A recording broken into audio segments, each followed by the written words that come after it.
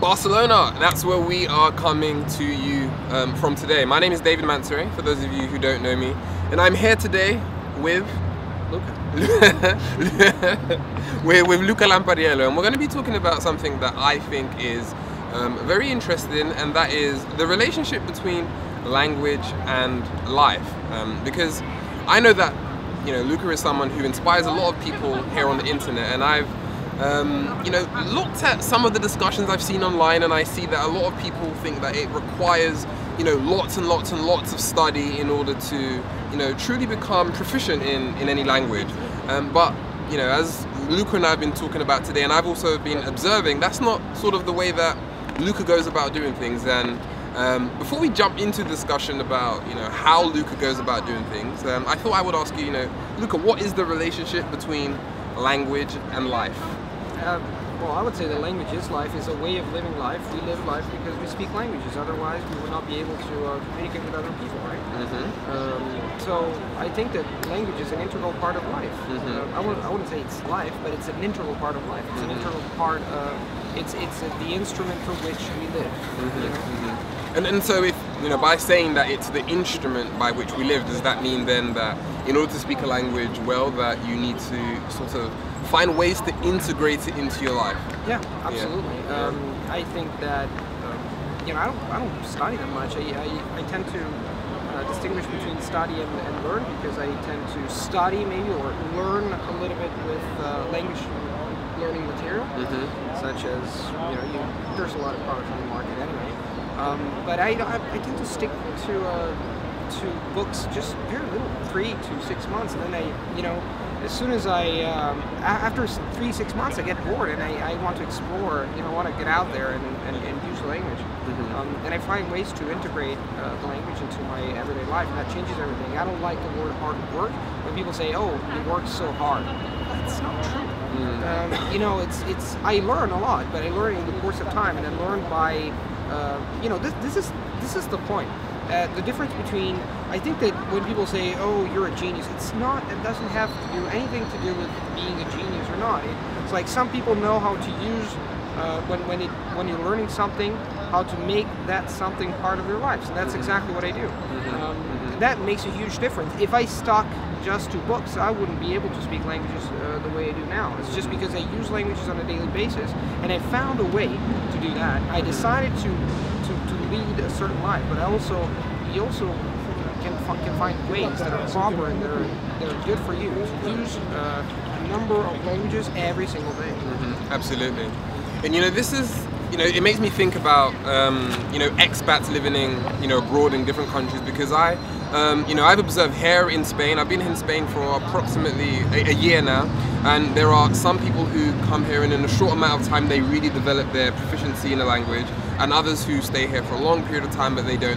And the difference between these two types of people is not intelligence, but it's the amount to which they have integrated themselves into the culture and made the language part of their life. Intelligence has nothing to do with it. When people say I'm not intelligent, I'm not smart enough to learn a language, or they say you're too smart because you speak too many languages, it has nothing to do with intelligence. It has to do with your human potential.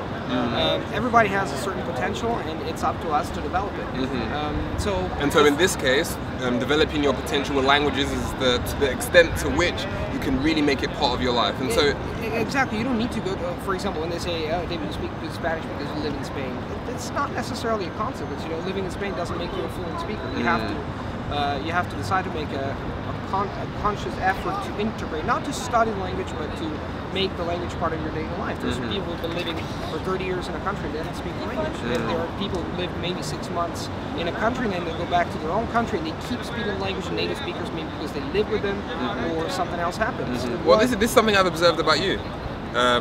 With languages, because I notice in one day you can switch between 5, 6, 7 different languages, and it's not something that you study. It's not something that you go to. It's it's part of your life. And we went to bars, and it's just part of your life where you just switch between different languages, and you've developed a number of deep relationships with different people.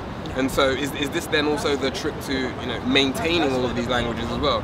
Because I think that there are lots of people who think that you have to study and study and study for lots of time, but what's the truth? You know, how do you live life with languages?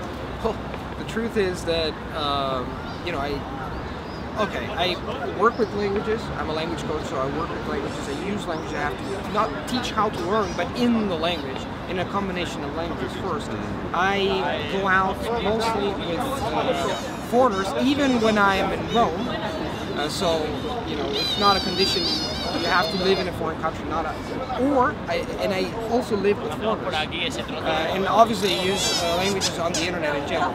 So that makes a huge difference. Obviously, we have to consider the fact that we have some strange sounds. Here in Barcelona, there's a lot of people, you know, and you haven't seen the strange ones. If you go to the Rambla, it's going to be a little bit different. Well, so the thing is that basically, it's what makes a difference is that I use language constantly on the internet, in real life, in bars, when I go out, with people I live. And you know, when you live with somebody, you wake up and you have an interesting conversation. Hey, what did you do yesterday? Or interesting conversation in general. What really makes a difference when you develop a certain level of fluency is that on the one hand you always have the same conversation, how you doing, etc., etc. But when you develop that's what I was talking about, developing your human potential. Is when you discover it's also about connecting, creating a strong bond with people you really like and who like you, and that motivates you and pushes you to have interesting conversations. And obviously, the more interesting conversations you have, and the better you can develop your vocabulary, your expressions, and you talk about different topics. And that's exactly what happened. It's not about the quantity of people you know, it's about the quality of people you know. You can stick to 4, 5, 6 interesting people. I'm not counting them. It doesn't make any sense. Even one can make a huge difference depending on how. But as I said before, we are all the sum of experiences and people. So the more people you talk to, the more variety of accents and expressions you have, but sticking to some people as a core, I always like this word core, is very important. And that's exactly what I do for every language. Have like a few people who really make a difference. Absolutely. And you know, a comment that, or something that I can say about, you know, the way that you speak Spanish, for example, is you use lots of different expressions and you use words that you will not find in any textbook. You know, you only find from native speakers, and so this is a result. Because this is something I think that surprises a lot of native speakers and when people listen to you speaking in languages. And so this is a result of the depth to which you have, you know, made connections with native speakers. Absolutely, that's absolutely true. And so, David is the man. And so this is just a snippet to of a discussion that we are having for my podcast, which is the Language is Culture podcast. And so if you want to find out more about, you know, this topic, about, you know, how we can make languages part of our life, how we can connect language to culture, and how this can revolutionize, you know, the way that we learn languages, then make sure you come over to languagesculture.com and check that out. Thank you for your time today, Luca, and we will catch you in another video and in the podcast. Thank you for watching. Ciao. You said bye, I said ciao.